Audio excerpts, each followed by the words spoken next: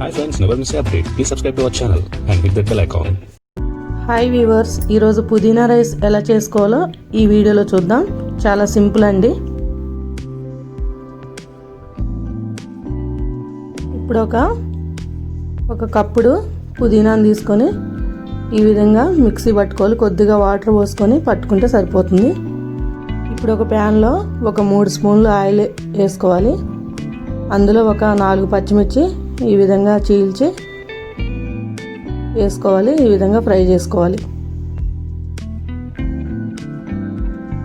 దీనిలో 1 స్పూను అల్లం వెల్లుల్లి పేస్ట్ కూడా వేసుకోవాలి.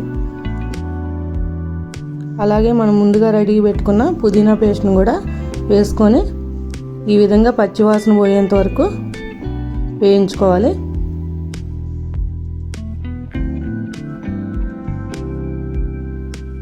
ఇది చాలా ఈజీ అండి, అలాగే హెల్దీ కూడా. పిల్లలు చాలా ఇష్టపడతారు. ఇప్పటి వరకు మా ఛానల్ సబ్స్క్రైబ్ చేసుకోకపోతే please subscribe to our channel.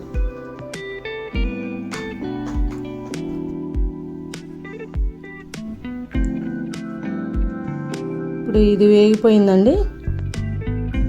దీనిలో ఒక 1/2 స్పూను ధనియాల పొడి, ఒక 1/2 స్పూను గరం మసాలా యాడ్ చేసుకోవాలి. అలాగే 1 స్పూను సాల్ట్ కూడా యాడ్ చేసుకోవాలి. మళ్ళీ ఒకసారి ఇలా తిప్పుకోవాలి.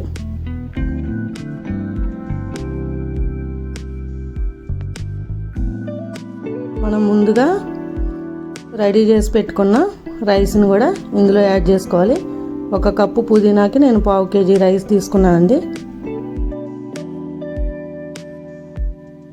ఈ విధంగా వేసి బాగా కలుపుకోవాలి. చాలా సింపుల్ అండి.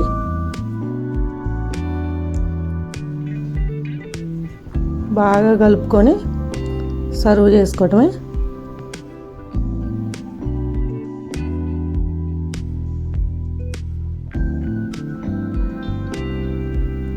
అన్నానికి మొత్తం కలిసేటట్టు తిప్పుకోవాలి.